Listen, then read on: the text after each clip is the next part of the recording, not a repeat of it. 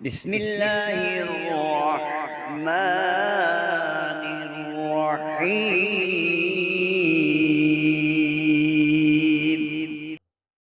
نحمده ونصلي على رسوله الكريم. أما بعد فأعوذ بالله من الشيطان الرجيم. بسم الله الرحمن الرحيم.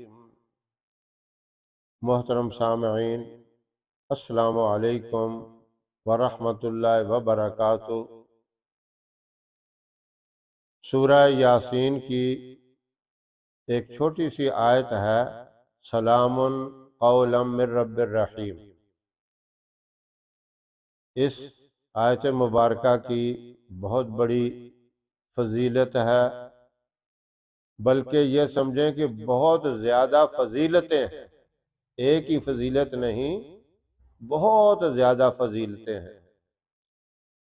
ایک تو یہ ہے، گھر میں اگر کوئی بیمار ہے، اس کی صحت نہیں ہو رہی، شفا اس کو نہیں مل رہی، طرح طرح کے علاج کروائے، میڈیسن ہر طرح کی استعمال کی، کوئی دوائی فائدہ نہیں دیتی، اگر فائدہ ہوتا ہے تو عارضی سا چند دنوں کا، یہ صورتحال ہے۔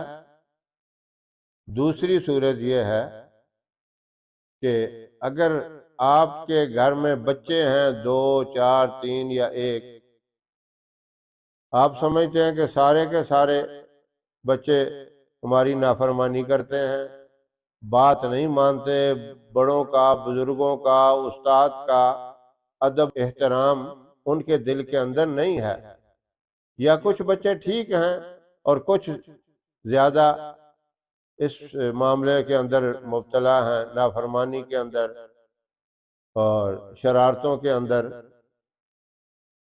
ان دونوں معاملوں کے لیے یہ آیت مبارکہ ہے، لیکن اس کو آپ نے سمجھنا ہے، اور سمجھ کے اس طریقے سے آپ نے یہ عمل کرنا ہے، یہ وظیفہ کرنا ہے۔ اگر بیمار کے لیے آپ کر رہے ہیں تو اس سے پہلے آپ نے 7 مرتبہ سورہ فاتحہ بھی پڑھنی ہے۔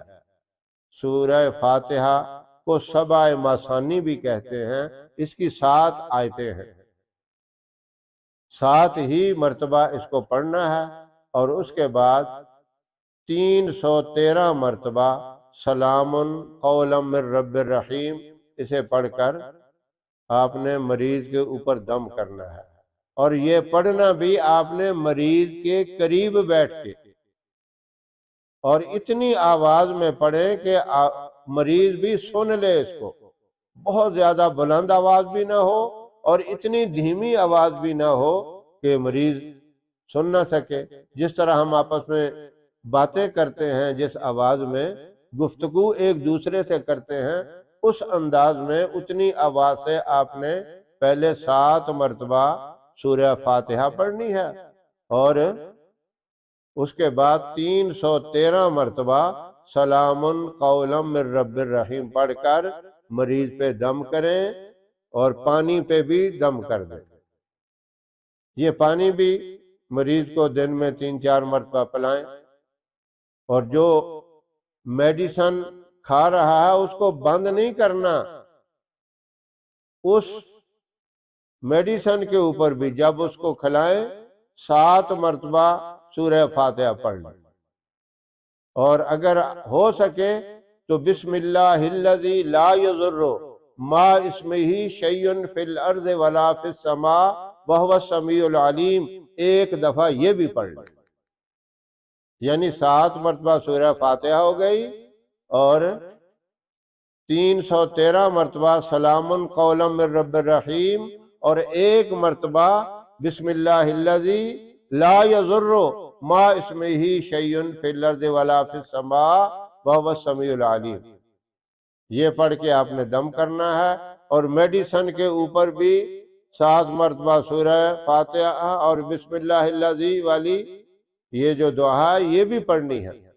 تو میڈیسن پہ بھی دم کریں، تو انشاءاللہ یہ چند دن آپ عمل کریں گے مریض کو اللہ صحت عطا فرمائے گا اور اس میڈیسن کے اندر بھی اللہ شفا پیدا کر دے گا۔